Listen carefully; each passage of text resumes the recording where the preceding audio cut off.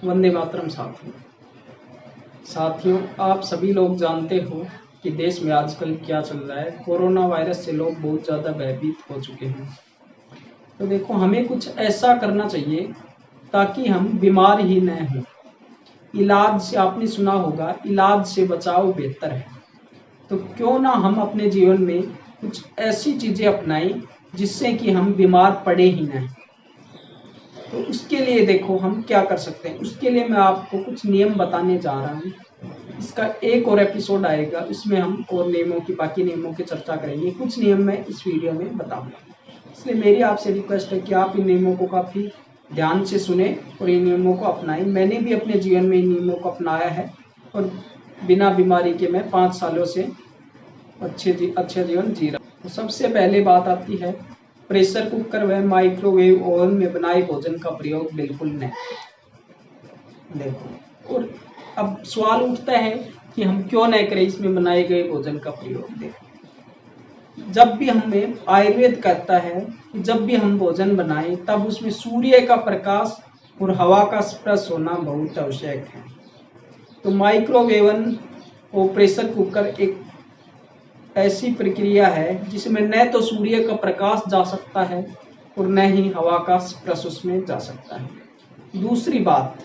दूसरी बात एल्यूमिनियम में बनाए गए भोजन का प्रयोग। एल्यूमिनियम सबसे खराब मेटल होता है किसी भी भोजन को बनाने या पकाने का या भोजन को रखने का।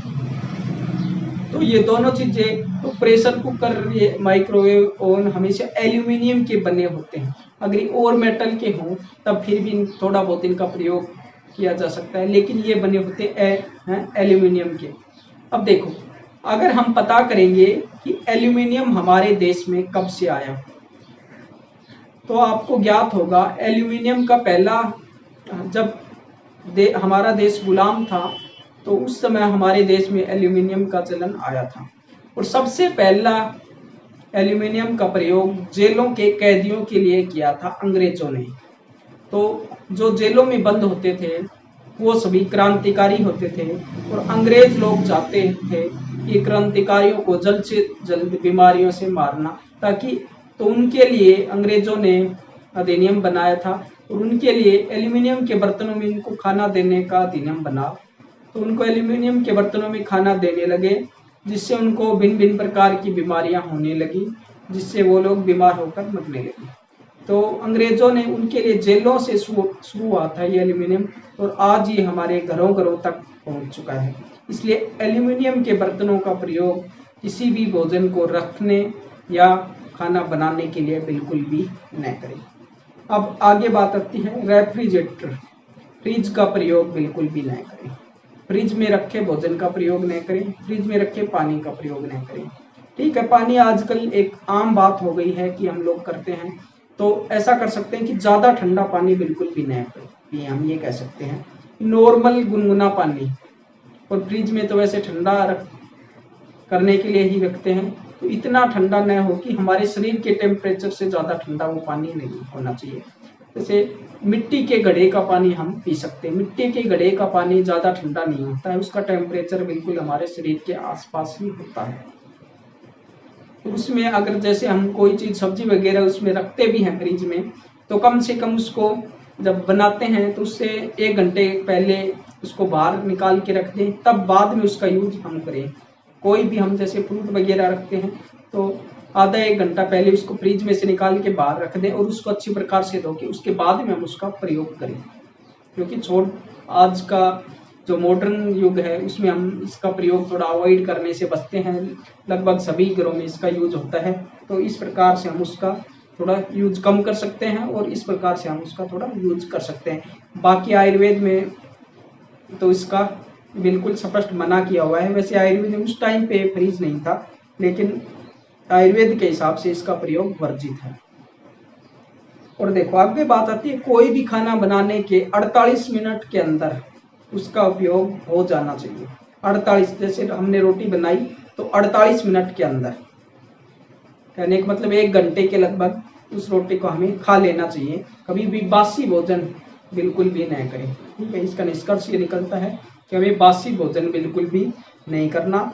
और देखो आटे को गूंद कर कभी भी नहीं रखें, ठीक है। गेहूं का आटे को गूंद कर, जैसे हमारे घरों में कई बार रख देते हैं कि आटा कई बार जैसे ज़्यादा गूंद देते हैं तो उसको रख देते हैं कि सुबह बना लेंगे, तो ऐसा बिल्कुल भी नहीं करें, ठीक है।